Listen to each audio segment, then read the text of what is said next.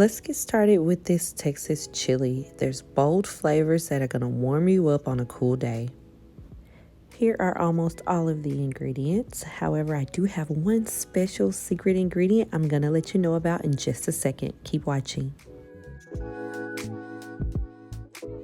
Now here I have browned up 2 pounds of ground chuck and 1 pound of pork sausage. I like the texture and flavor of mixing these two together, but you could also add just ground pork or all beef if you wanted to. Now I got 1 large onion that I've diced. I'm just going to give it a good stir so I can just make sure that it's all going in between our meat before we start adding the rest of the ingredients.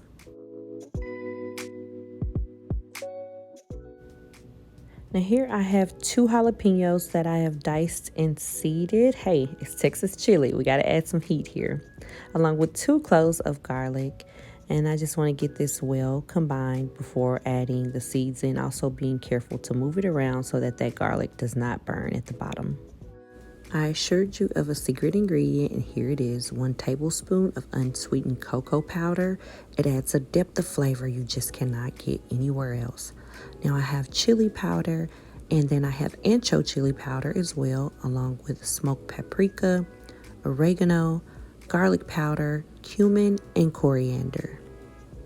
Of course, I have a little cayenne for a little kick.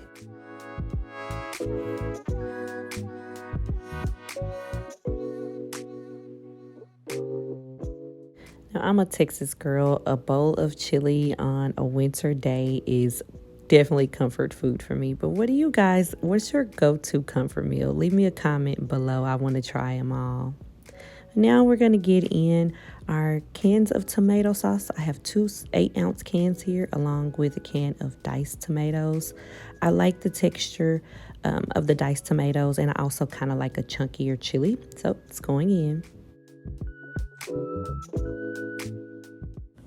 Here I have 2 tablespoons of beef base, but you could also use beef bouillon powder or even a couple beef bouillon cubes.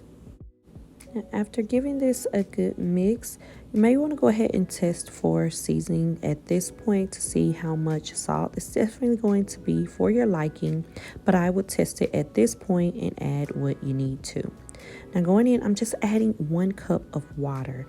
I want this to be a thick stew-like chili, so I don't want it to be too watery, but I'll let you know. Keep an eye on it and see if we need to add a little bit later. At this point, I'm just going to get a lid on and let it cook. I let this simmer for about an hour before checking it here. And you could actually let it be done at this point if you wanted to, but I think I'm going to let it go a little bit longer. As you can see here, it's a little watery here for my liking, and I just really like for those vegetables to just melt into the chili so much that you can't even tell it was there anymore. So I'm going to get the lid back on and let this go maybe another hour. This has been simmering away here for another hour, and look how thick it is now, and it still will thicken a little bit as it stands. There's just something about allowing this chili to go for a long period of time that really develops the flavors. I'm telling you to try it. It is delicious. I serve mine with shredded cheese, some chopped onion, and a little squirt of mustard.